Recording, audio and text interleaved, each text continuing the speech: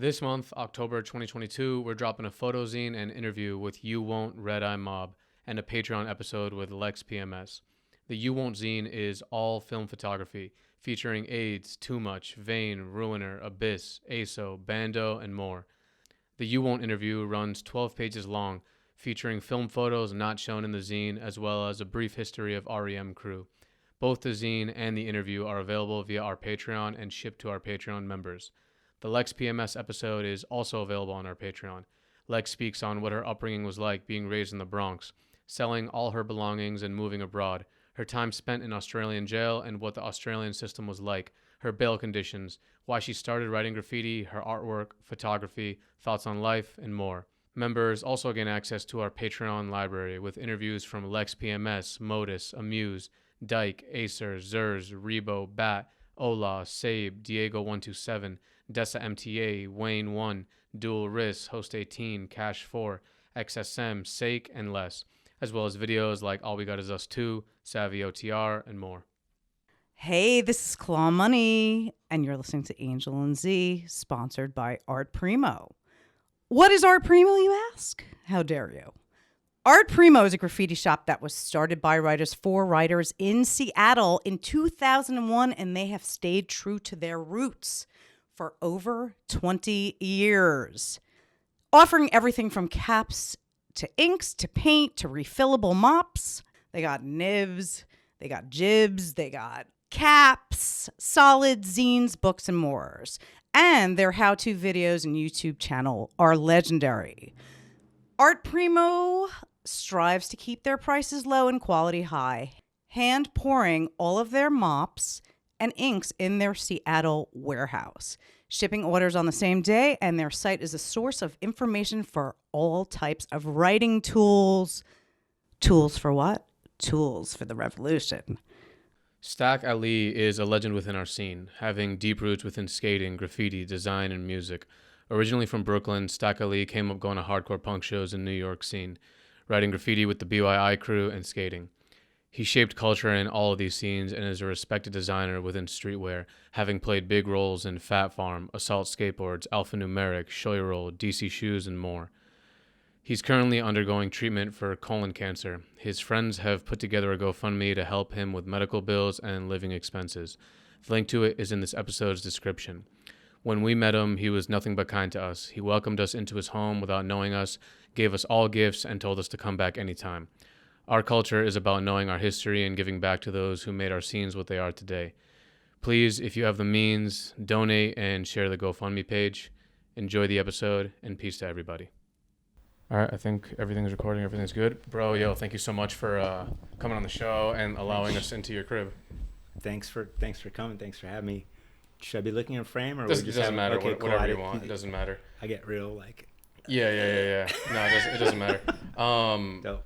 So yeah, you came up, I guess, writing in a time period that a lot of people consider one of the golden eras of graffiti.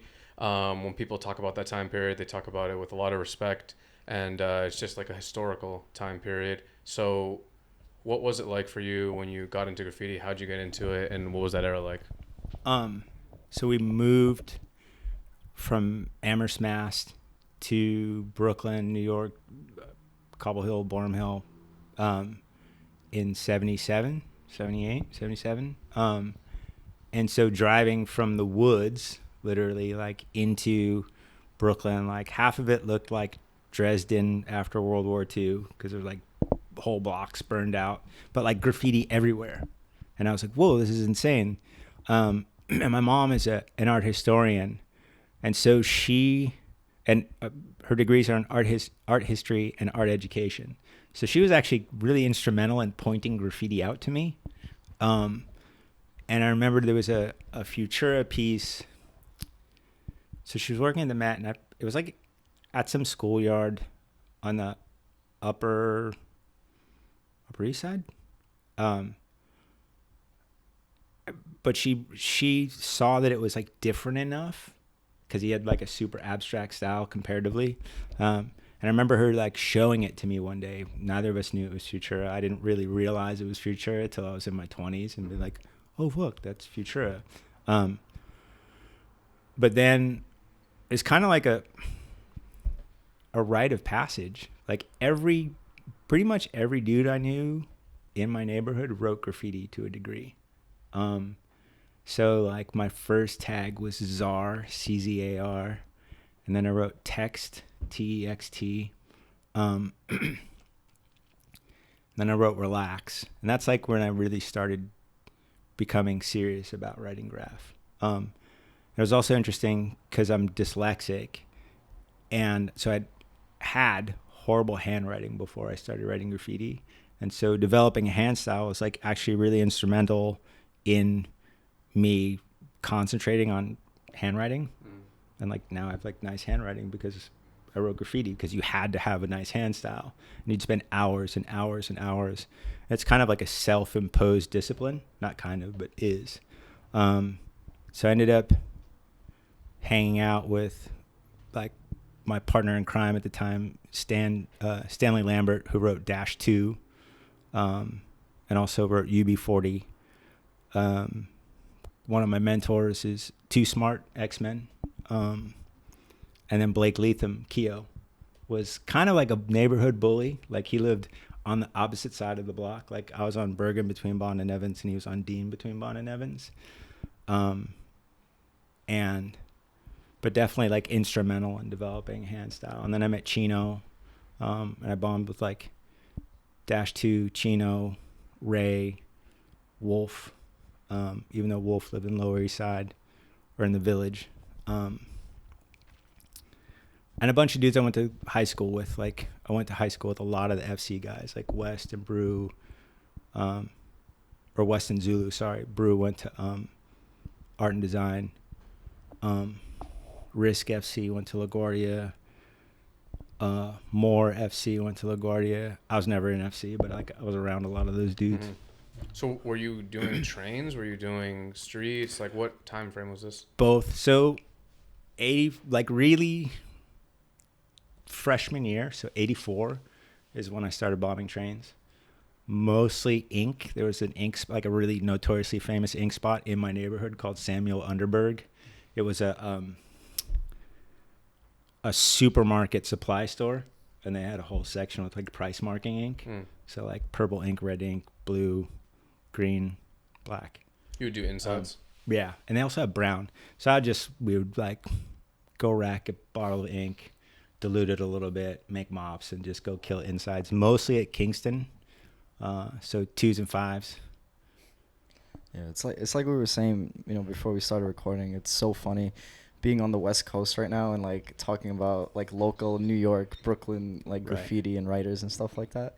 But I have a question, like, what did your mom think? Like you said, it's not conventional for, the story here with graffiti all the time is like people were rebelling against their family. Like their family didn't know what they were doing. Like they were sneaking out at night in the middle of the night.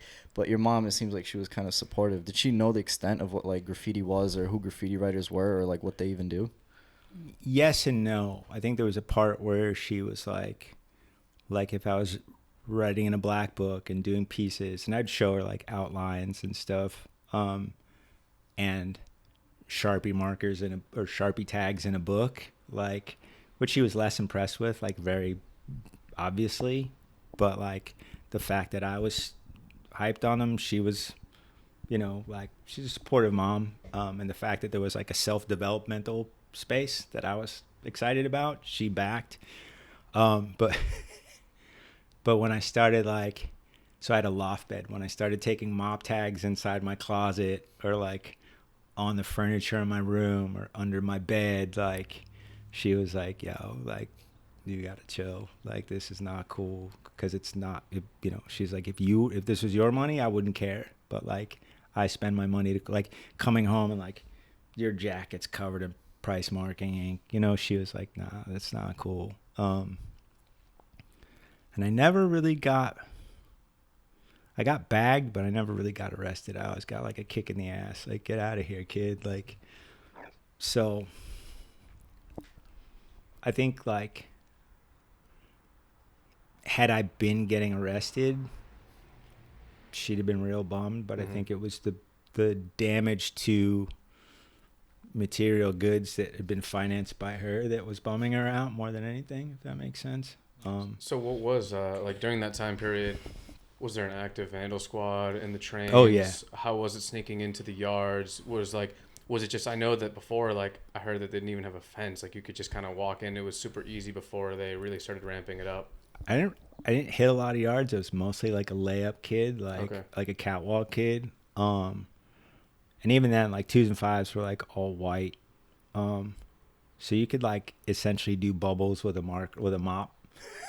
And a lot of people did. Or you'll see like photos where like above the windows, like people are doing throw ups from the running board on the third rail on one side, or floaters, and then any empty space. So we'd like walk down the catwalk with a can or a mop, kill headboards, then go inside and kill insides, and then be out. Yard stuff, I don't really like. I went to a bunch of yards, but I never really bombed a lot of yards. Like the layups were just easy pickings for me. Yeah, so I don't really have a lot of yard stories. But what yard is it that doesn't have a fence? I think there's a yard in Queens that didn't have a fence. I don't remember what it was. So how did you come into contact with like Chino and these people? How did you? The neighborhood. Just the neighborhood, just like walking around. And him and his brother Donnie were like neighborhood dudes. They lived on the other side of Flatbush from me. So, yeah, Dape, Chino, Donnie, Ray, like all those dudes lived on the other side of Flatbush. And then how did you get down with, because I know I saw like the hand selectile thing, flip the script, and you were writing like, relax, BYI, son of Too Smart. Dave from Chino, like he's a pres of BYI. Mm-hmm. We bombed together a lot. So that was just kind of like a neighborhood thing. And then X-Men was kind of like Ray's, the pres of X-Men, lived on a couple blocks over. And we knew each other from the neighborhood, but it was really Keo that put me down. So Tattoo, omit.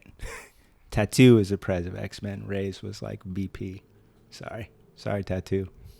So at that time period in your life, like how much of a part did graph play? Was that like your main thing? Oh, all consuming. Skateboarding and graph is all I wanted to do. And that was another thing. There were so many of us that skated and bombed. Like, so you'd skate all day, go get paint, skate and paint through the night. And you at very least like had a Pentel marker or a mop on you. So it was very rare for me to go skate and not have something to write with. At that time, like, through watching Style Wars and like documentaries, it was kind of known for being the end of the train era, like when they would, like really, what was it? They would put a dog in between two fences or something like that. And what was the talk among like your peer group of like the end of the train era? Because all I know is from just those documentaries, like what they said. Like, did it go directly to the streets, or were people really fighting for that to come back in a way? I remember this talk and the videos and like the news showing like a fence within a fence with a dog running around it. And stories about dudes like bringing like,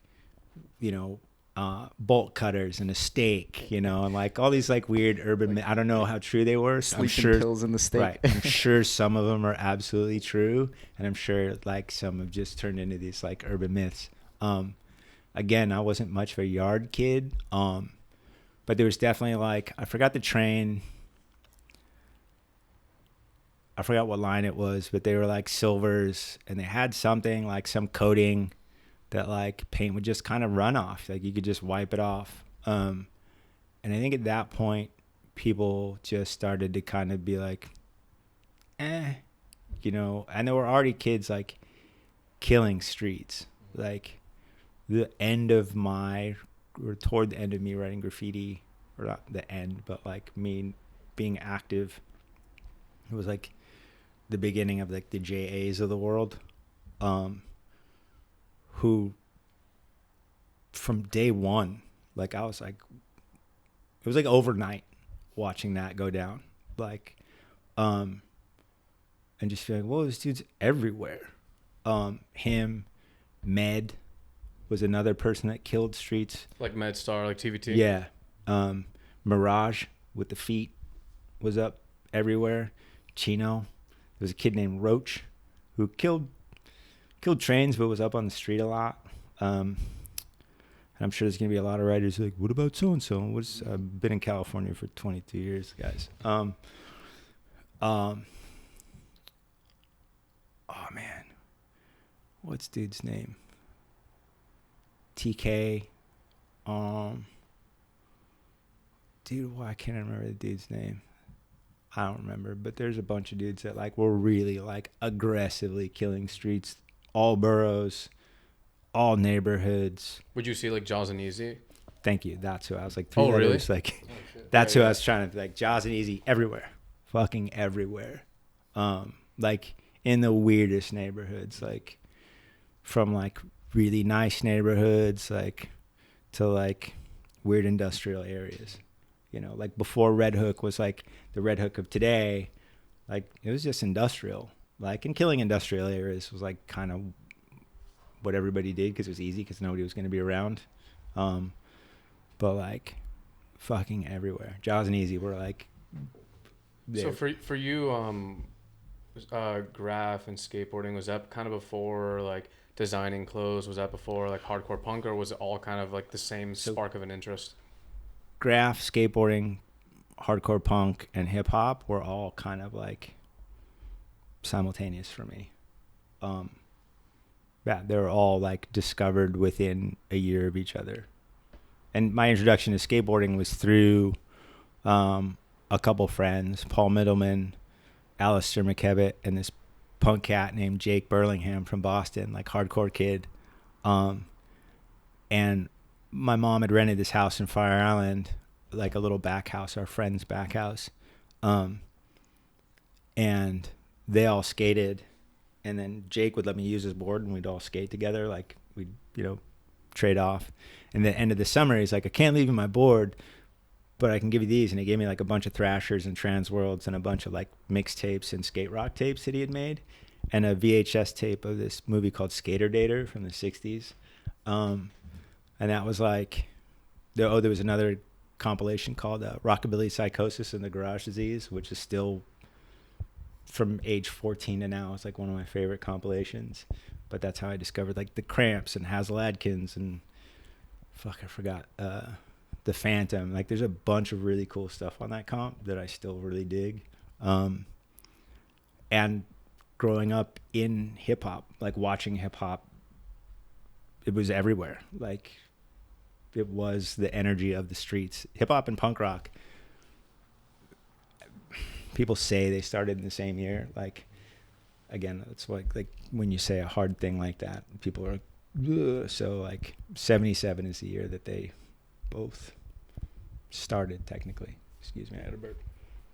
So you kind of got into it more or less all at once because it was just what was happening in New York at the time. Yeah. I always bug out thinking about New York at that time period and like just the mecca of culture that it was. It was insane. Like, and you could feel it. Like I look back and I go like, wow, like, so like now there's Hot 97. There weren't, and it really wasn't until the mid 80s that there was actually like a station playing hip hop in 9 to 5, like daily rotation. There was the Mr. Magic Rap Attack and Red Alert. I forgot what Red Alert show was called. And those were like Friday and Saturday night. And then there was the Awesome 2, which was on some college station. But you basically had to listen like late at night on the weekends to hear hip hop. You didn't hear it like, couldn't turn on the radio and listen to hip hop in the morning. But it was in the street, right? Like, so people were like any block party or, we would all tape the radio, like stay at home and like take an old tape and tape it over and like tape the shows. So, but there's another thing like with the intersection of hip hop and punk that a lot of people don't get. Like the Clash recorded a record called Clash City Rockers in the Bronx, like plugged into light posts because they saw dudes making hip hop DJs recording that way. Mm-hmm. And the song Magnificent Seven is a rap song Blondie's Rapture is a rap song. So generationally, those were rap songs by punk bands. We didn't see them as not rap songs. Does that make sense? Yeah. Like they were played in rotation with Grandmaster Flash and Run DMC and, you know, Positive K or whomever, you know what I mean? Like, you're saying like the genres weren't as like separated, or the scenes No. weren't as separated? no, unless it was like definitively punk, you know what I mean? But like, how's Debbie Harry know about Fab Five Freddy? Because she mentions them in Rapture, you know what I mean? Like, Yeah. But I feel like that would open up more creativity and like just like more open mind to just experimenting with Sure. different styles and different you know what I mean, sounds. absolutely. And that's the beauty of it, right? Yeah, Like, that's why that music era is such a golden era, you know, of Absolutely. like what was going on. Have you ever seen that? There's a really dope documentary called 1977, The Hottest Summer in History.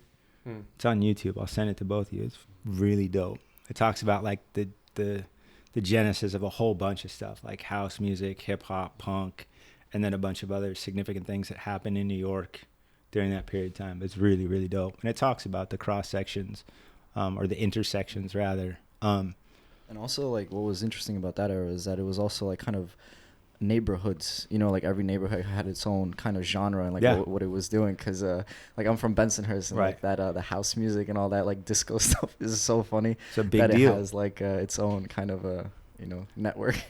It's dope. Yeah, people don't talk about that. Like in different neighborhoods having their own like micro styles within a style, and even dance styles. Like, you know, a lot of the breakdance crews or graffiti crews, they were like jacket clubs or gangs prior, right? And people talk about that often, but like you always hear about the Bronx version, but not a lot about the Brooklyn stuff. Have you guys interviewed Caves yet? No, not yet. I'll introduce you if you don't know him. Like, he'd tell you a lot about that stuff. Yeah. Mike's awesome. I haven't known him for very long. Keo introduced me 6 years ago, and we become like good friends. But he's like a historian for sure. Yeah. But yeah, like the fact that Malcolm McLaren produced the world famous Supreme Team, which was a radio show, and then became like a rap group. Mm-hmm. So it's Just the Law, the Superstar, and C Divine, the Mastermind. They are the world famous Supreme Team.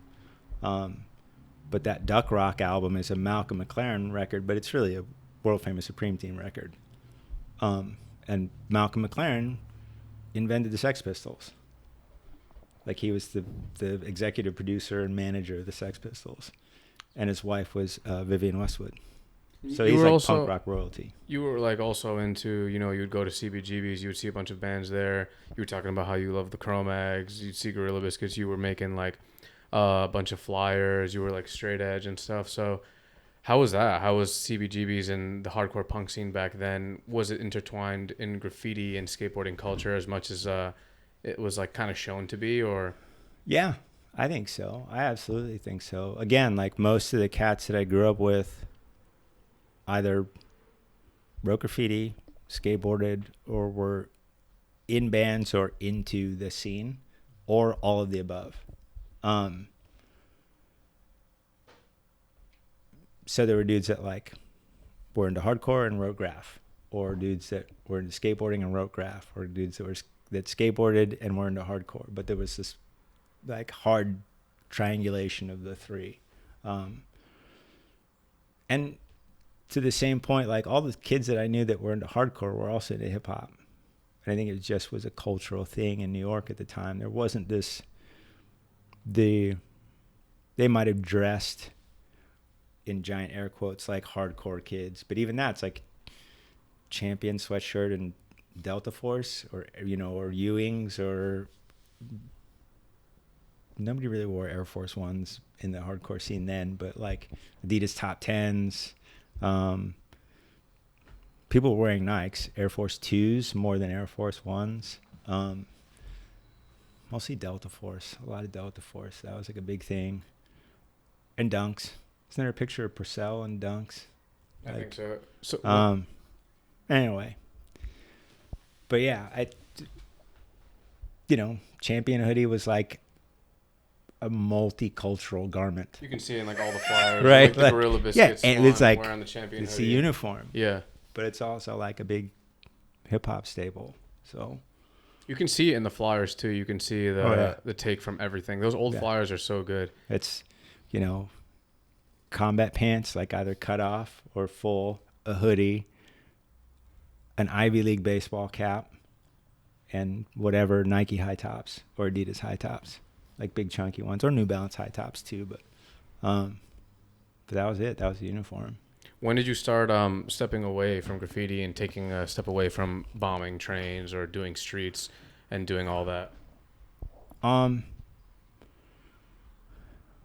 When I had to go work, like a full-time gig. When, I guess really like in 91, 92. When did we start Phat Farm? 91. Because then I had like a career, and I just kind of like, and then really more so when I moved out here, like, because I was like, my mom and I just bought this house in Harlem, and like I was a property owner now, and I was like, somebody wrote like on my mom's fence, like on the brownstone fence, and I was like, that's whack. Like no, it kind of changed my perspective a lot.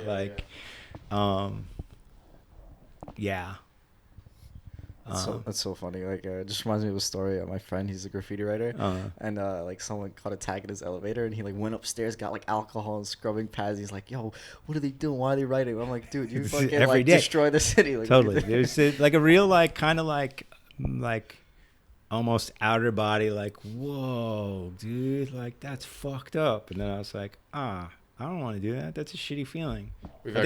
We've talked to a lot of writers, and it's so funny. Like this dude Arab GSB from Seattle was talking to us kind of about the same thing about graffiti and like not trying to ruin anybody's day with it. Charlie the Hustler said the same shit. Like, he doesn't want to. All the shit he got bagged for was painting on store gates that were destroyed. Like, he doesn't want to ruin someone's shit. Right. Or like, I don't know. It's actually like it's a pretty funny thing. But I have heard about like, there's this like thought that it's pretty much not really that possible to be like a full real deal bomber long term. It's not really sustainable unless you're like MQ. Straight up just like only doing that or something. Yeah, I mean, I think JA still gets up and MQ still bombs, but like, I mean, again, I'm somebody that's like not as, I get all my information through my friends that are really, really plugged in, but yeah, I mean, you can look around on social media enough and like, I see some MQ stuff and some JA stuff. Currently, right now, he's painting New York. Yeah. Like, it's like popping up all over the place. It's pretty cool to see. Oh, and Snowman. Here's the bugged out shit. So from what I can tell, or what I would imagine, I could be completely wrong. So my mom lives in 154th, right between Amsterdam and St. Nicholas. There's like Snowman owns that neighborhood, like all the way, like everywhere. So I DJ at this bar here in San Diego. It's a punk bar called the Tower Bar. My friend Mick owns it. And there's fucking Snowman stickers in this motherfucker. Like, and I'm like, okay, so there's got to be like a local graph writer that knows him and just had some stickers. But they're like a bunch, like in perm spots in the bar. And, it takes a graffiti writer to notice those spots. And I'm like,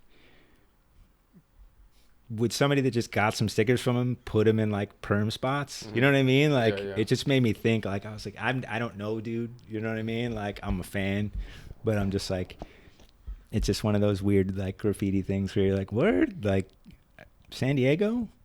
I don't know. Dude, but he's out. There's another one like Malvo. Okay. When you travel to the middle of the country and you could see a tag on like the most random like electric box that like no one would even ever think of doing, and like it's just like it bugs you out, like what's going on here. I love that. So how do you think that graph ties into your life today, like with your design work and all that stuff? To be frank, like, it's the self-discipline. It took a lot. Like my handwriting sucked. So being able to focus and like just, it sounds dumb, but the repetition of filling a page, it's like doing drills, right? Like you you develop this muscle memory. So that, and then like outlines, like being able to like draw an outline with like a felt tip versus pencil first, right? You develop a self-discipline. And I hands down owe that, like, part of that to graph, the other part to getting knowledge of yourself, but like graffiti helped a lot. Sounds funny, you know, it's like almost like a contradiction in terms, but really focusing on lines when I'm sketching out a garment or thumbnailing a graphic, that whole discipline 100% came from being a graffiti writer. It's cool to see too, because there's a lot of people who have done similar work in terms of design and just I guess artistic pursuits outside of graph, Right. that attribute a lot of their stuff to graph. Like one of the people I'm thinking of is like Rob Jest, Vaylife, like Yeah. it's like all graph shit. And it's like, I feel like he's able to apply it in a way that really makes sense and really translates. And like, if you know about writing, you can actually just like sense it and feel it and see it. And it's like a really stylistic approach that I do think is something beautiful to witness from an outsider's perspective. Absolutely. Also, like placement, like where things are placed, whether they be like a block of color or a letter, kerning, you know, using like a font, all those things all came from graph. So on like a different note, I saw that you had taken some time and like studied the 5%er, I guess, school of thought. Mm-hmm. And how did you get introduced to that? When was that? And yeah, like what's the deal with that? It's kind of the same thing, like, you know, it started in the 60s, but gained a big resurgence, or not resurgence, that's not the right word. It was like really visible in the 80s. Again, like being a kid in New York in the 80s, you couldn't not encounter it, you know. And then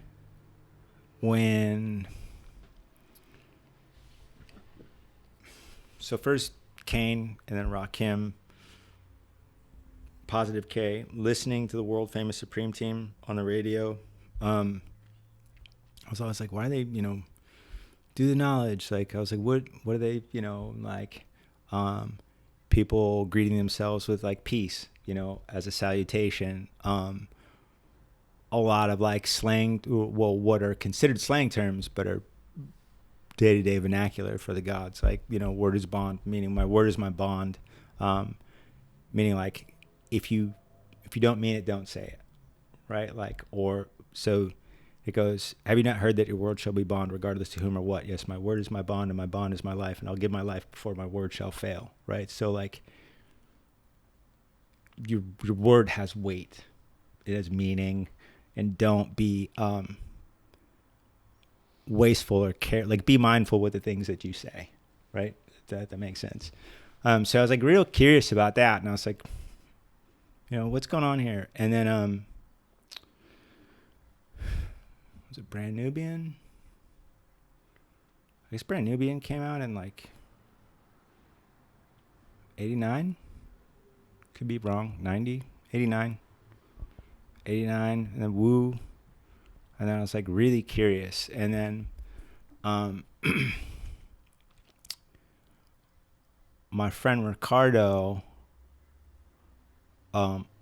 we got in a conversation about the 5%, and he was like, I was saying some wise ass shit, and he's like, oh yeah? He's like, is this something you're interested in? And then he introduced me to a brother named Virtuous, who's my big brother, and introduced me to it.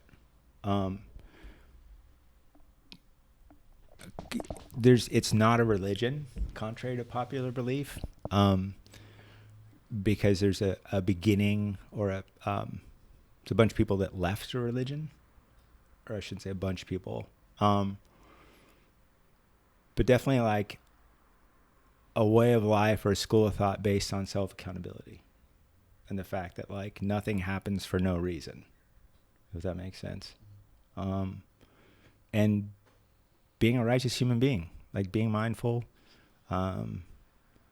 looking out for your fellow human being, looking out for yourself, like making sure, like the concept of being selfish, not in a negative sense, but like if you know, it's people, it's really funny. Like, so I had an ex-girlfriend that was in a 12-step program, and there was a lot of like tenets, if you will, that were very similar. Like, you know, the whole, the oxygen mask analogy, like the reason you put the oxygen mask on first for yourself is that so you can take care of yourself in order to put an oxygen mask on somebody else. So it's selfish, but not in a self, you know what I mean? Like it almost sounds contradictory. So 91 really was when I became a 5%er. So where would you learn about this? Because is it at like some set place? I know that you said that you fasted for like 3 days before you could get any type of information, or what exactly is it like? And even that's more like to just clear your mind. One, it's like a self-discipline thing. Like, okay, can I do this? Two, it's also to be able to like have better clarity in the things that you're dealing with or absorbing. It's not like some like, and I don't say that in like there's some like mind-blowing lesson, right? A lot of it's very like common sense based, for lack of a better description. Now the I would say the playing ground, like there's a lot of people online, so a lot of like things are kind of muddied, and the messaging is muddied now because everybody has something to say about that.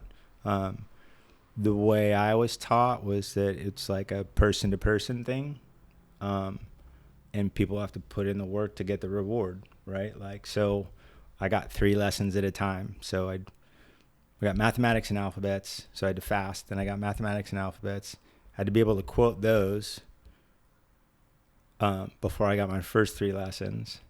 And then again, then every time you go back, it's kind of like jujitsu, right? Like you've got to keep stacking things, right, in order to get the next thing. Does that make sense? Mm-hmm. Like, so, you know, then it's mathematics and alphabets the first 3 lessons. Then it's the next mathematics and 6 lessons, and then 9 lessons, and then so on and so forth until I could quote the whole thing back to forth, and then later be able to like, you have to have an understanding of these things versus like, but so that you could know them off the top of the head in order to be able to like if I'm on the train, I'm not going to have my book of life with me to try to like thumb through things and write notes to myself, but I can quote these lessons to myself and kind of break them down to myself while I'm on the train.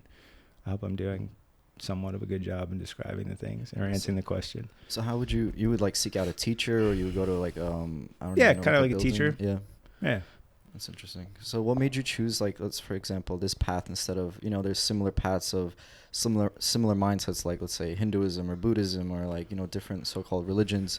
What made you choose this and stick with it primarily? I think because it wasn't a religion, like, and it was very empowering, like self-empowering, you know. I saw results. It made me look at things in a different light. But I could see the fruits of my labor career-wise, and not like, again, it's not a silver bullet, you know what I mean? Like, and everybody's going to do things with whatever they have on their own terms. But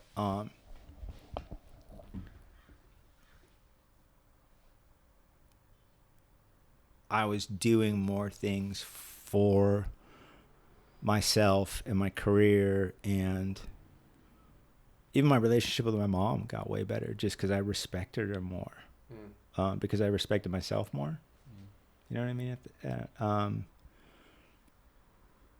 So there's self-empowerment, and when you can see the fruit, it's like, again, I'll make a jiu-jitsu analogy. Like when you get better, or skateboarding, right? Like I learned how to ollie. sick. Now I can ollie up a curb and I don't have to like pick my board up, and then I can ollie up some stairs, and I can ollie over a little fence, or and so it's just progression. And when you see that, you feel better, you know what I mean? Because you're actually seeing the fruits of your labor. I don't know if that analogy makes sense, but and I think, like, why not those other things? Yeah, it just spoke to me. I don't know that I wasn't looking for a religion. It just was an interesting framework to build from. I think the fact that you have to memorize it Yeah. is probably extremely powerful and could be like used in other aspects of life, because I guess to memorize it, like you were saying, one thing is to say it, and then the other thing is to, like, I guess, live it and apply it.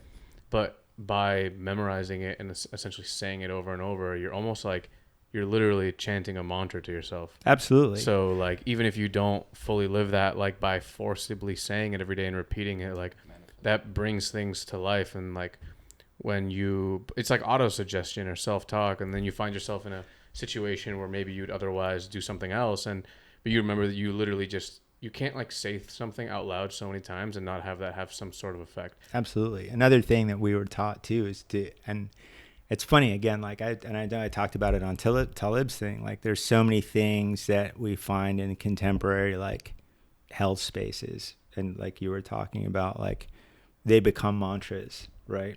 And one of the other things that we had to do was be able to quote it staring at yourself in the mirror.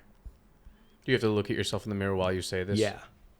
And what's the purpose behind that? Well, because you have to, like, addressing yourself, you know what I mean? Like, looking yourself in the eyes, and, you know, the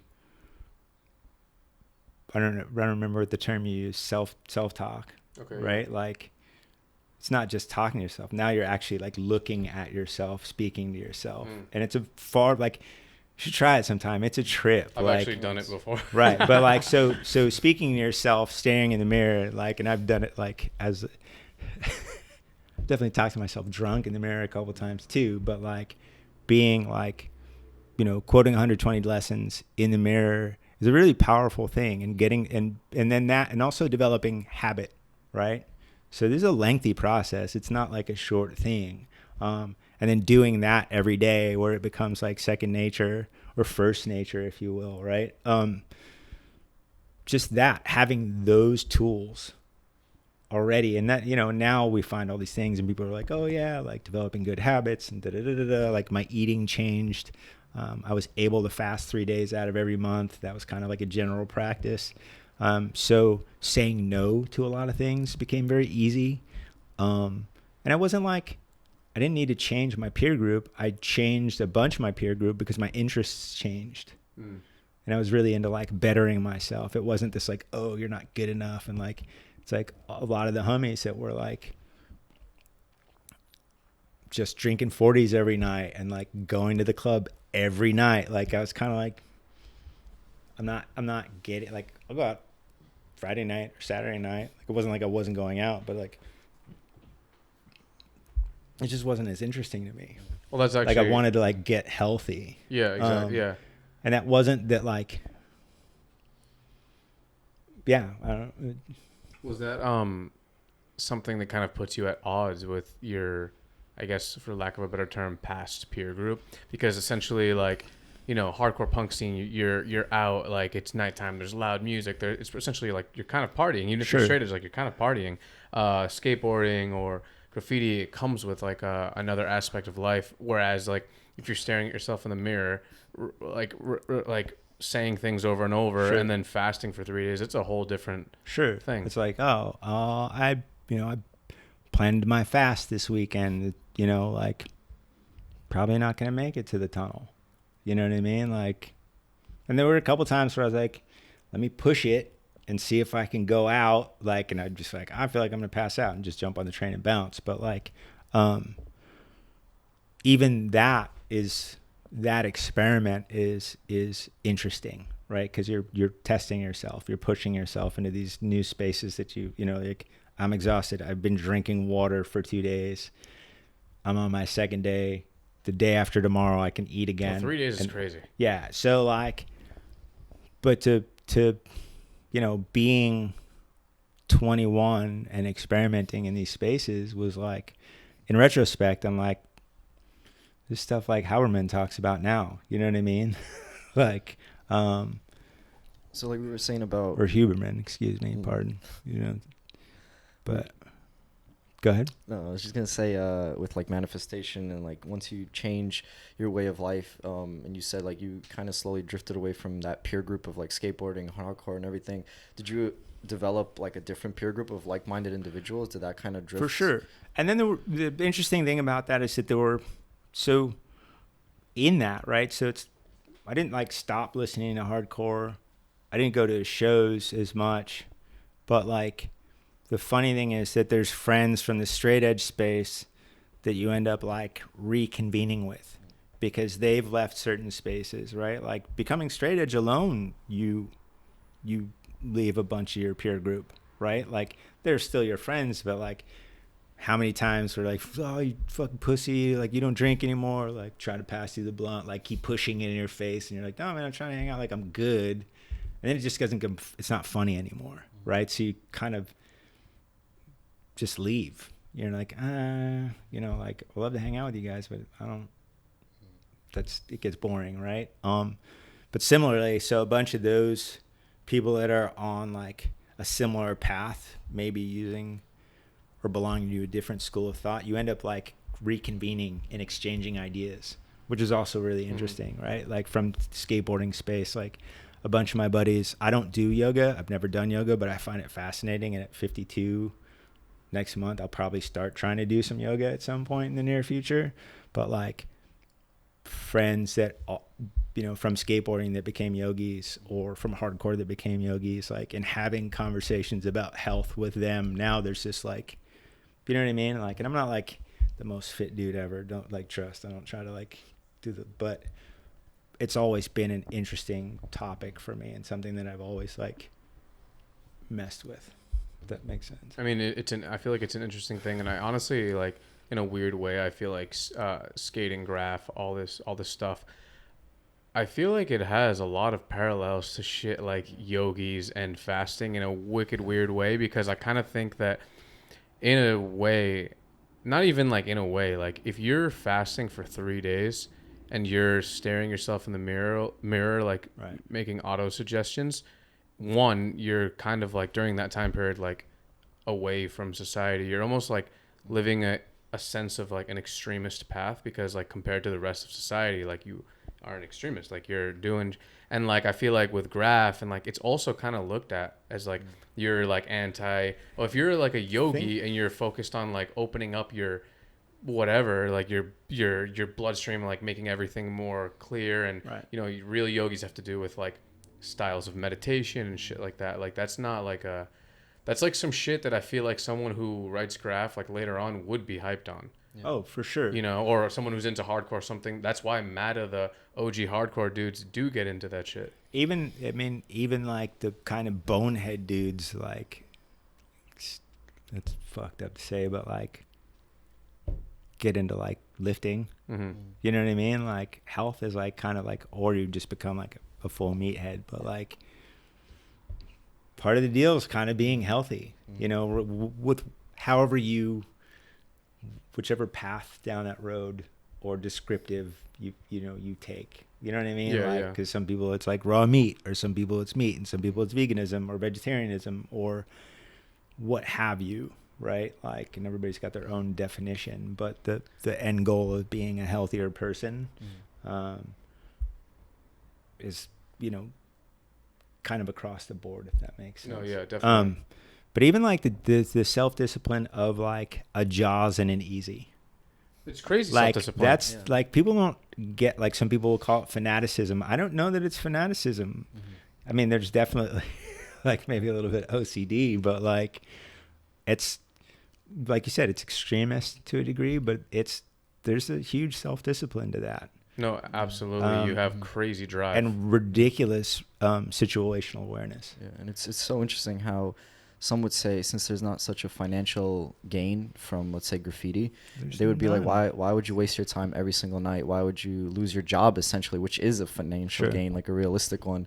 Why would you lose relationships? Why would you lose like people in your life to do this? Right. But like, and some people would even call them losers. But if you take their drive and apply it to a different medium, they would be millionaires, Yeah, you know? for So who's to say like it's a waste of a drive, you know, Right. if that's what motivates them? I don't know. Right.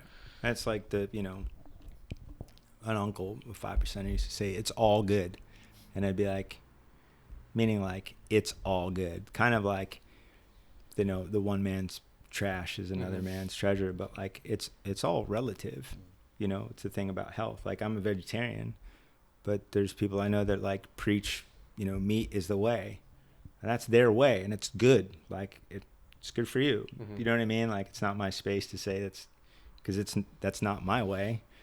So I mean, like, you understand what I'm saying? Yeah, So I it's know what you're all good. Like, and I was like, oh fuck. Like, as a kid, I was like, that's fucking deep, man. But like, it's true. Like, How did you get into? I know you did hypnotherapy and use that to be able to Quit smoking. Quit smoking. You talked about how you did like 3 sessions, and from going to smoking a pack a day, pack and a half, to not even craving it. Like, what was that experience like? it's a trip. Like, I tried all sorts of shit, man. Like, and it's a very humbling experience, right? Because you're like, oh, I could fast for 3 days. I could stop whenever, and then you're just like, I gotta like cigarettes. And I didn't have an oral addiction, so people be like, oh, like, suck on a button, and I'm like, it's not that. It's the chemical thing, right? And I tried books. I tried cinnamon. There's a bunch. I still use the cinnamon toothpicks, but just because they taste good. But the cinnamon toothpick thing, I tried. What is it? The whatever that spice is, with like orange juice. I forgot what it's called. Like, you mix this spice with orange juice and you drink that, and that's supposed to curb your nicotine cravings. I tried it all, man. And then you're just, and I'm somebody that like beats myself up about shit. So then I was going through this emotional spiral of like frustration because I couldn't quit. And I'm like, fuck you mean you can't quit? Like, you pussy. Like, and then you just beat yourself up, and it's this circular, like, very unhealthy self-relationship. Like, you just smoke more because you're thinking. Yeah, and you're just like, fuck, like, I gotta go get a pack. This is stupid. Like, it's fucking, like, it sounds ridiculous, but it that's what it was. And it was I just really I'm not a self-loathing, self-deprecating person, but when it came to smoking, I just really would like beat myself up. And so my friends Mick and Danielle that own the Tower Bar, where I DJ a bunch, we become really good friends over the years. They'd quit, and one night in conversation at the bar, like, it came up, and I asked them, and they were like, hypnotherapy, and I was like, sure. Like, and it's like, okay, like, and then they were like, yeah, both of us, and I was like, and then they told me who Alan Sidwell is, an awesome person, like, great therapist. They told me about him, and I'd kind of forgot and just kept smoking for like another 6 months or whatever. And then I hit this like rock bottom place that people talk about, predominantly like people with alcoholism or drugs, and I don't have an issue with either of those. But the cigarette thing, and so I finally just caved, and like I hit them back up, and I was like, what's the dude's name again? And they told me, and I called him, and then he's like, okay, like, when do you want to quit? And I was like, we had this calendar, and it's like, I was like, Friday of next week. I don't remember but I remember it was like a Friday was the last day that I wanted to smoke. And he's like, come in on Monday. remember it was like 3 days that were staggered. And so the first was like this kind of like, what's your relationship with cigarettes? What's the psychology behind the smoking versus the chemical addiction, right? And it was like, for me, it was kind of like I was ashamed to say it, and even like saying it now, I'm like kind of like some Marlboro Man shit, or like, you know, like some Steve McQueen shit, or you know what I mean, like cool guy with a cigarette, which is, and it's even more embarrassing because I didn't start smoking until I was like 26. Really? Yeah. Like, cause I was straight edge in you know, a big chunk of high school, and then I didn't buy a package of cigarettes till I was 27, 28, and I would bum cigarettes from friends at the bar, like, or the club. So the first session was kind of like, what's your relation? Like, let's dig into your relationship with cigarettes. And then kind of like a guided meditation of sorts, like to kind of like talk about that. And then you can still smoke, right? Like, you know, you go home. He's like, I was like, yeah, you can go home and smoke. And then another deeper dive on let's say the Wednesday, the second session. And then kind of like a really, really deep look on like, you know, like, I don't, this relationship with me and this persona of cigarette smoke, you know, the cigarette smoking me isn't a healthy one. And it's one that I need to like remove myself from. And then the third was like another kind of similar session. And then it was like, there's like a tapping, I forgot what it's called. I forgot the 3 letters.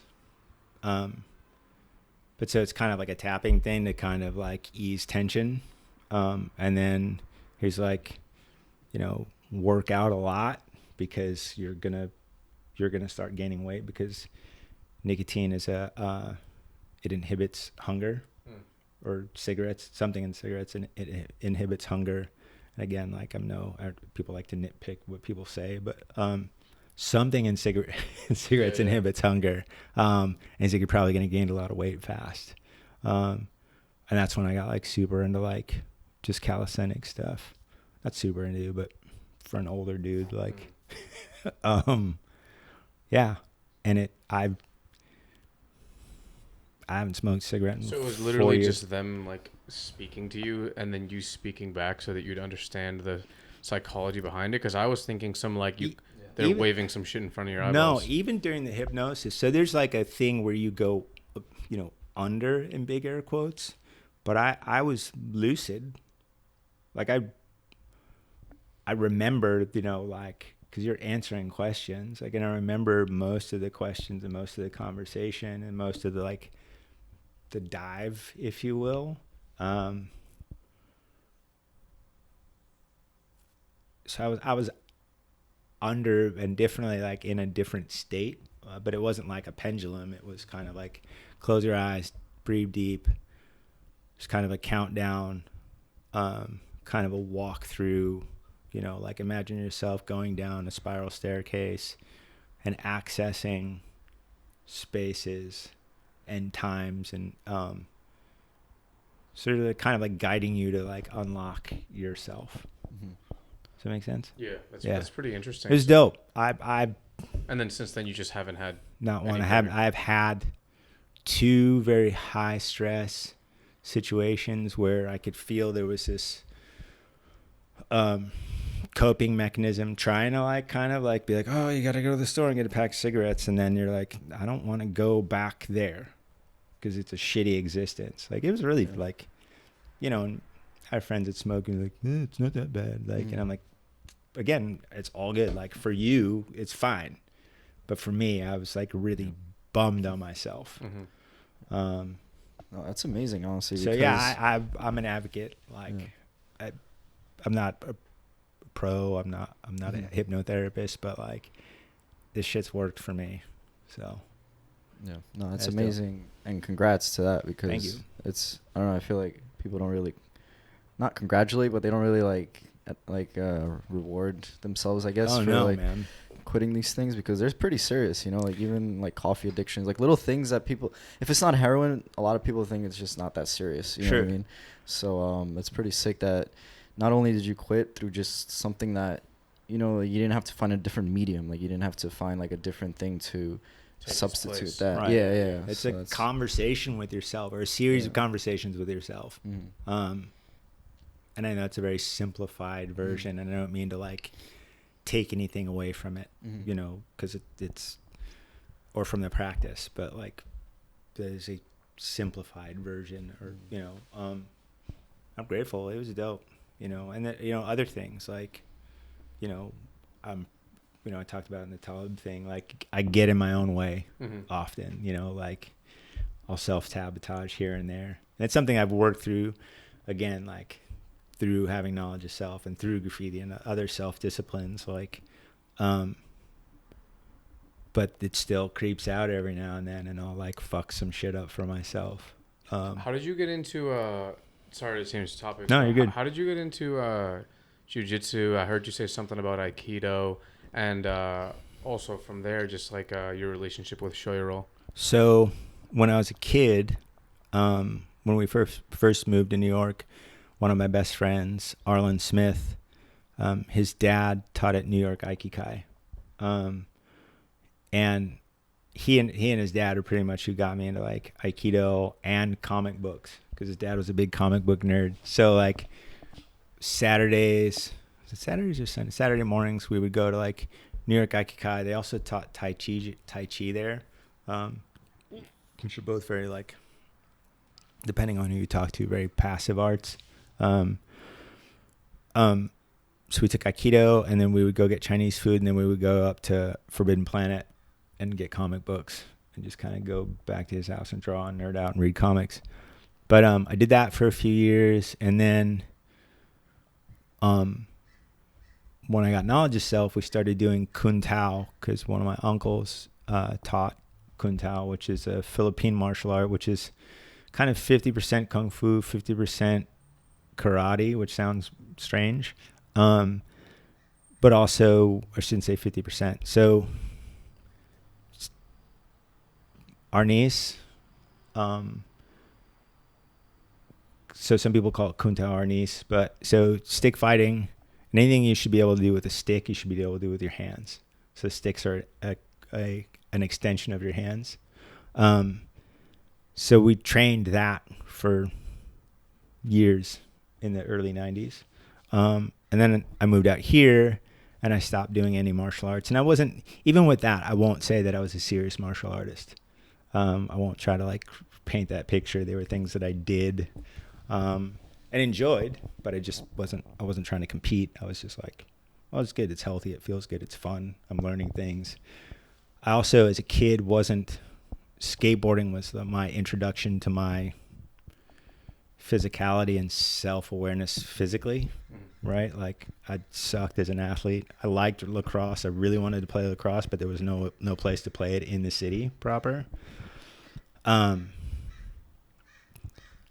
So, and then a little later I played like two-hand touch, but that was after I discovered skateboarding. But anyway, so doing Kun Tao was like really fun. And again, kind of like got me out of like klutz mode. And then when did I meet Tone? I probably met Tone like 10 years ago. He had a gym here in San Diego called Undisputed. And we met through like the hip hop space, actually, because he's like an ill dancer. A lot of people don't know that. Sorry, Tone. And primarily, I think through my friend Bert, or our friend Bert.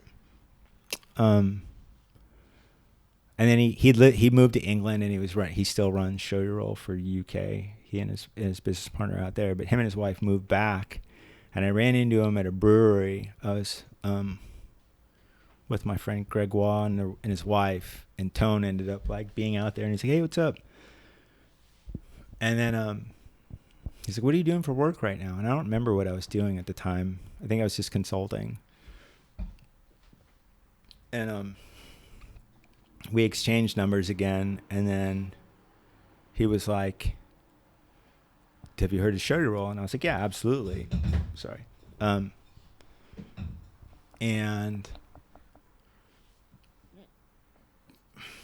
he was like, would you be into training jiu-jitsu? And I was like, yeah, it's fucking sick. Like, you know, I watched it a bunch, and obviously being in San Diego, which is, you know, Southern California, mecca for jiu-jitsu, well, argue here or Costa Mesa, right? And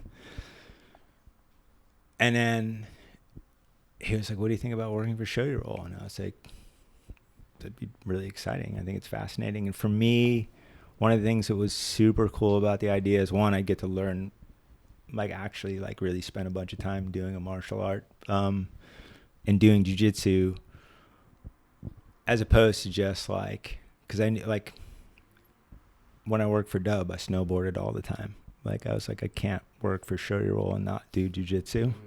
It just seems whack. Like, it's kind of corny. And I'd get to, like, train for free with a bunch of people. And he was like, we're going to go to Tokyo and meet up with Bear and Lucas Lepre, and we're going to have the conversation. And I was like, what? So they flew me to Japan, and we met up with Bear, and Lucas was giving a seminar, and yeah, I don't know. That's when I started working for Shoyoroll. So what do you do? You just, like, design a lot of the gis, or? I design and consult, and I orchestrate a lot of the collaborative ventures, and help ideate it. Cameron, do you guys know Cameron DeMarco? I don't think so. All right, so Cam's from Jersey. He trains at Clockwork. He's younger, so he's, like, got his finger a little bit more on the pulse of, like, what's happening in streetwear now. And I'm more like we did that New Balance numeric thing, like, and a lot of it's my relationships with brands that mostly cats that I grew up with or knew from skateboarding or graffiti. Like, we did a Yucca Fin thing, which some people were like, it doesn't make sense. And I was like, it totally makes sense. Like, Brazilian Jiu-Jitsu, it's beach culture on the front end, or part of it, right? And people were like, it's, you know, and they're like, relax, dude. We made rash guard and trunks and fins. Like, it's not that big a deal. Mm-hmm. It's not fucking up the face of jiu-jitsu. It's funny how gnarly people get about stuff. It's not like there aren't a ton of other companies that you buy shit from. But anyway, I don't speak for Shoyoroll. Sorry, Bear. But it's fascinating to me. And I think one of the things, to me, I'm fascinated with subcultures and why people do the things they do within those subcultures. So I got to, like, learn about the history of jiu-jitsu, which is really fascinating to me. Like, all the way from Japan to Brazil to the U.S. And then the people that practice it, and the subcultures that are built within the overarching culture. And also getting to design and not have to be subject to trend. So I was actually going to ask you, how is it different designing for essentially a martial arts uniform company, as opposed to like traditional streetwear or like high fashion or right. whatever you may call it? For me, it's more about, so a lot of the stuff that I design is more like the cut and the articulation. Did you guys see the articulated gi? Yeah. So I designed that. So it's got a really long gusseted underarm, so that when you lift your arms, your kimono doesn't raise up. But that technology or that design comes from mountaineering jackets, from climbing jackets. And I don't know that anybody's done that in a gi yet. And I might not have been the first person to do it, but for me, I was like, it makes sense. And then I used a twisted seam on the front, which actually makes the leg bend better. So it's not just a tube. And that comes from Levi's from like 20 years ago.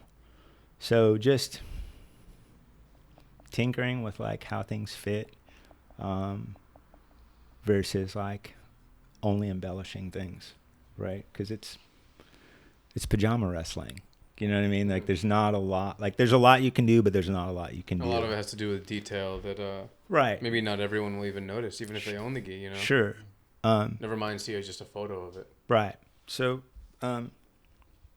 mostly that stuff. Yeah, and like,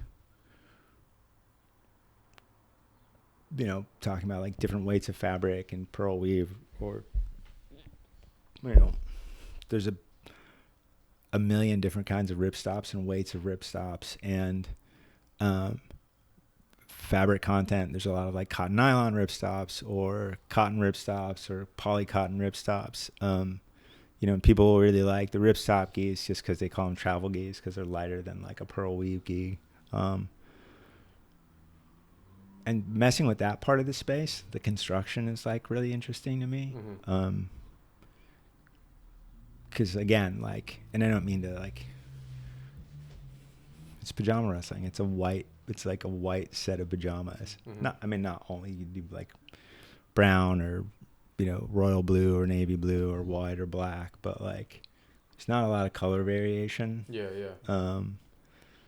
And even fabric variation. Nobody's gonna make a nylon gi or an all poly. You can't gi. make like a windbreaker, right? Like for actual use, right? So, but trying to push the spaces, like, and seeing what you can do and what's not what you can get away with, but what will work and what will function, and what will function best. And I'm like a weirdo. Like I have this old Shoyoroll gi that's like fucking rigid. It's like, I forgot what it's called, but it's like super heavyweight. It's 100% cotton. I could like stand the kimono up, like, and I love it. I love it because I can break people's grips really easy. I love it because it's heavy, so it pushes me to work harder. If that makes sense. A lot of people don't want that. They want something super light, something they can like wash really quickly. But to each their own. I have a very actual interest in like the history of gis, the history of kimonos, and the ones that they used in, let's say, like Shotokan, or the ones that they used in like judo, right? And how they evolved. Or I get really hyped on hearing about how, you know, when like earlier in jiu-jitsu in America, there weren't all these options. You had to wait maybe until someone came from Brazil. You could get like a Machado gi, right, or whatever, or a karate gi before that. Or even you see some of like the challenge matches in the Gracie challenge matches, and the gis they're wearing are like not what we wear now. They're not supposed to be. They're not like. They have their own like stees that like maybe we appreciate now because it's like vintage looking shit. Right. But it's like it looks like it doesn't fit. It looks like it's like 3 sizes too big, and it's like they're really big. Yeah, I think gets me hyped. I think they did that because it's almost like hip hop kids, like dancer kids in the 80s buying like I remember buying like, I'm a 32 waist, 34 waist if I'm overweight, like buying like size 40 jeans, but so I could dance, but like there was less restriction. And I think those dudes were buying, maybe they're like Tiger or whatever, whatever Japanese ski company. And I'm sure there were a bunch of Brazilian ski companies at the time, but like just getting them super big. And even like the length, if you look at the length of the pants, yeah, they like come down under their heels sometimes. And you know it's fact because like even in UFC 1, the gi that Hoist wear, like, you would think that of all places to wear one that would be like stylish would be like at that main stage, but like that was stylish to like that is what it was, right? And he just wore it as like whatever, like I'm here to fight, and then that's it. Like totally. I think that's pretty sick. Or like how they used to put, and some people still do like patches. The NASCAR gis, Yeah. My coach calls it that too. Yeah, it was fucking hilarious. I think it looks sick. Yeah, I'm making one right now. Are you? Yeah. Sick.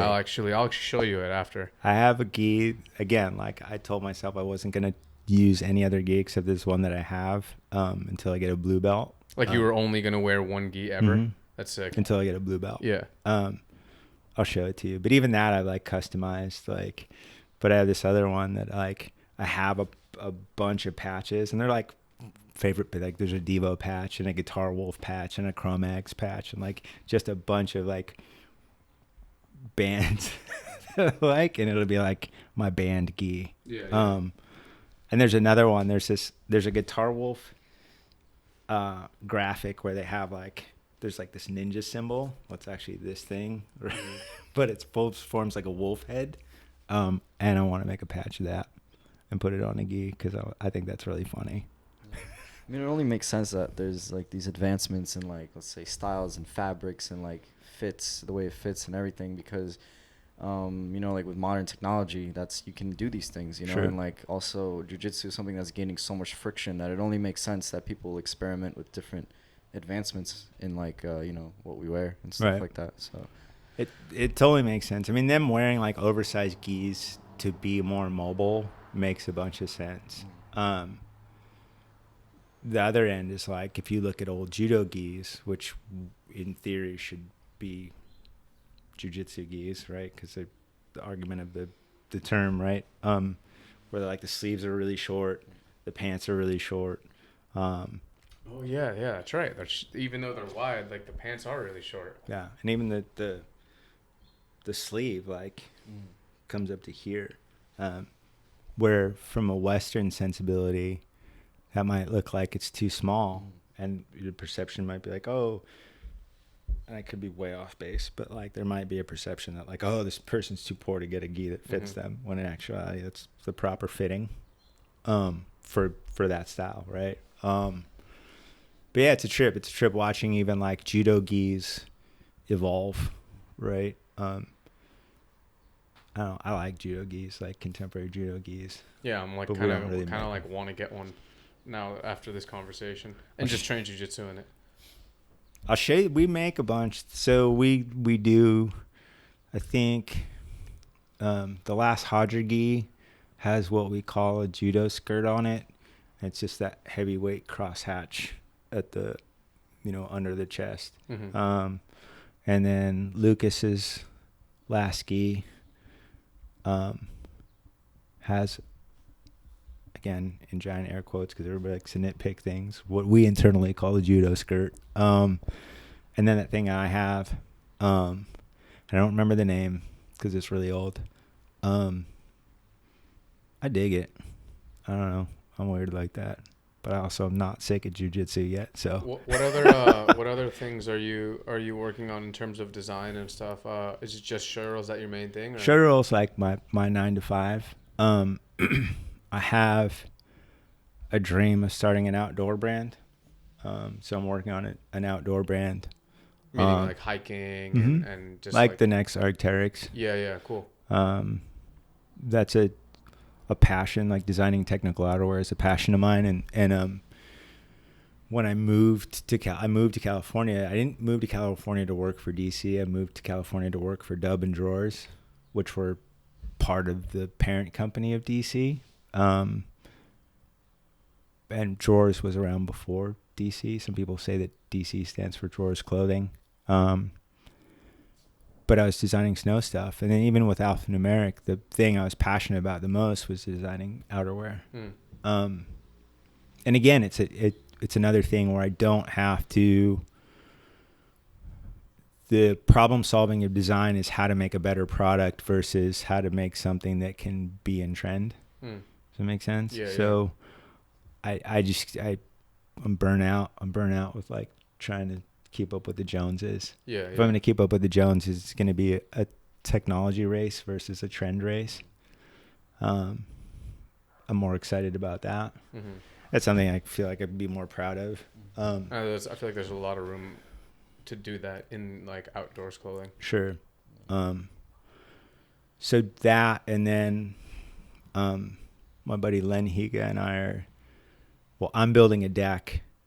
So I have a 1951 Studebaker Champion, and we're building a deck to get a Ford crate motor, electric crate motor. So turn it into an electric car. Oh shit.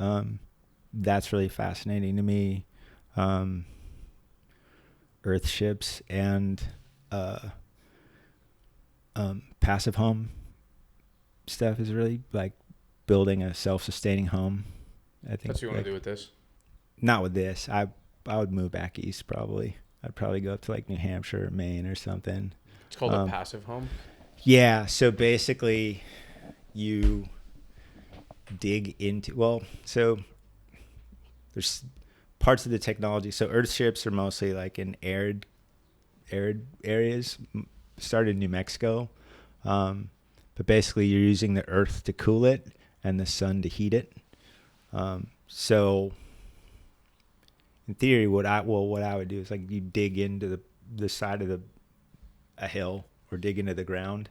Cause the temperature underground, I forgot how many, it's like 8 feet down, stays like 60 something or 50 something on average. I forgot that again, cause people are like, but, it stays at pretty constant temperature.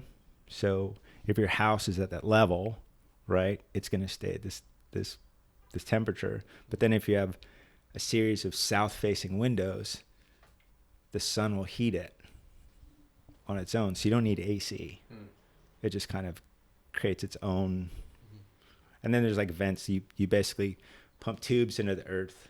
They let cool air come in. You can open them when you need to or close them when you don't want them to. And it creates this like natural AC. And that's something you want to get into? Yeah. It's fascinating. And I'm not doing a great job of describing it, but I'm not a scientist. It's something I'm really fascinated in. Does that involve solar power, or is that completely just you could use solar to drive anything electric. But as far as like the interior climate, the earth and the sun do it all. You just completely let it work its course. That's interesting. Just by closing vents. Yeah. Closing or opening vents. What made you get into this? You know, because like nowadays, if anything, homes are becoming more like modern and like mansions and like going away from natural courses of like, you know, nature. I think spending, you know, particularly during quarantine, like just spending a lot of time in the desert and going hiking a bunch.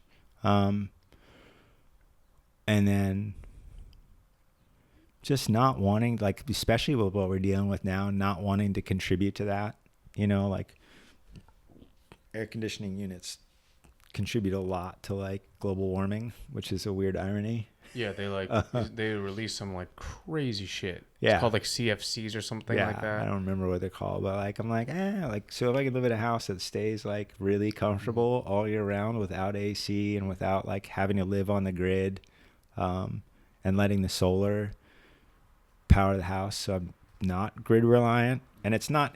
And yeah, there's a big money saving thing, but it's also like just doing your part to like not contribute to the carbon footprint, you know what I mean? Like, or having a less of a carbon footprint. I just think it's cool. I've always wanted to build my own house. I'm a big fan of a guy named Buckminster Fuller, who is a scientist and social scientist and industrial designer and a scientist and like just a pretty interesting cat. He invented the geodesic dome. I don't know if you know what that is. Like,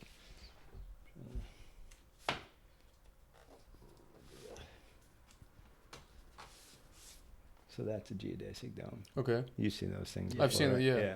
So people started making like homes out of them, and he was one of the first people to like be like, hey, you could make a house out of a dome. This book's about these kids on the Lower East Side that built domes in the 70s. That's in the LES? Yeah.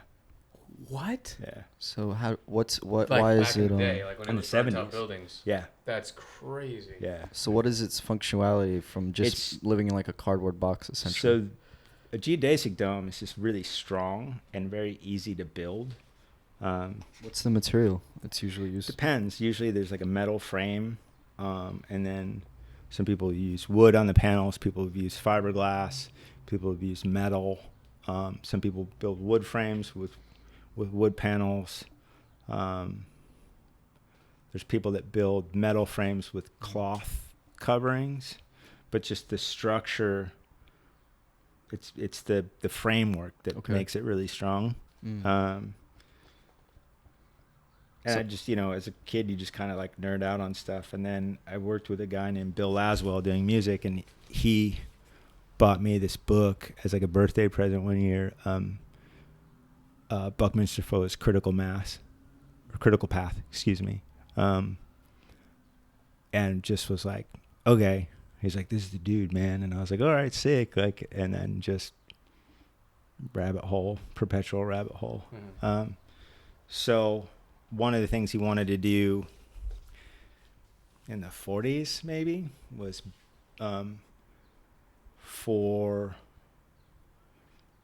underserved or impoverished countries build these, not prefab, but like geodesic kits so that people could build dome homes for themselves, like super cheap, and just give them to countries. That was like one of his ideas, like way, way back. Do those homes have like an underground like piping system, or is just it's just on the flat land? Yeah, that'd just be flat land. That's more of like the geodesic dome conversation is more of a shelter thing. The earth ship and passive home thing is like kind of a different conversation, but still like the concept of like self-sustaining living is like an interesting thing for me. Yeah, no, it's definitely interesting. I think that when you build your own home, or like really take care of your home, I feel like you find an appreciation for every little thing that is involved with it. Because I think of even like like people that live in vans or like mobile homes.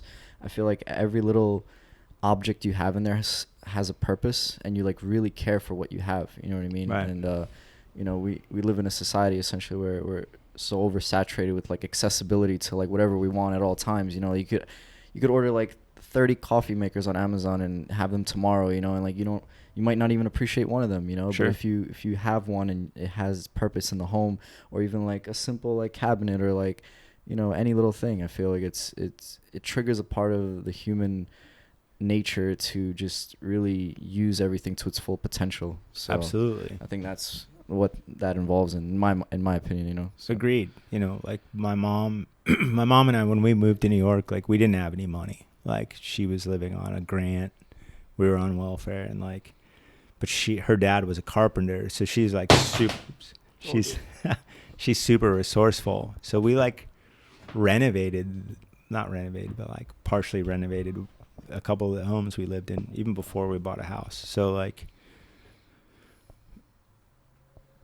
but having so much more of an appreciation of like being able to, with your landlord's permission, like, strip the paint on like the moldings, like, and it's so strange. Like people are like, why would your mom want to do that? And I'm like, look how nice it looks. Like our pad looks nice now. You know what I mean? Like, and some people are like, why would you do that? Again, like having like natural woodwork versus like something that's been painted over 50 times since the 40s. Like, but like doing all those things, you like in the work that you put in, and then like living with it and like looking at it and being able to admire it and like feel good about what you did at the end of the day. And I can only imagine, like, again, like when I end up building a house, like that'll be like 100 times fold, right? Because like it's everything now. It's like plumbing, or is it a composting toilet, or is it like do you plug into the septic, like, or into the sewage, or do you build a septic tank? You know what I mean? Like all those things. Outhouse, right? But every detail, like, I don't know. I feel like to your point, like people are just fucking lazy now, and I'm not like on some like mountain man shit, but like everything's about instant gratification now, and I think it might sound very like FUD or old, but like if you work for something,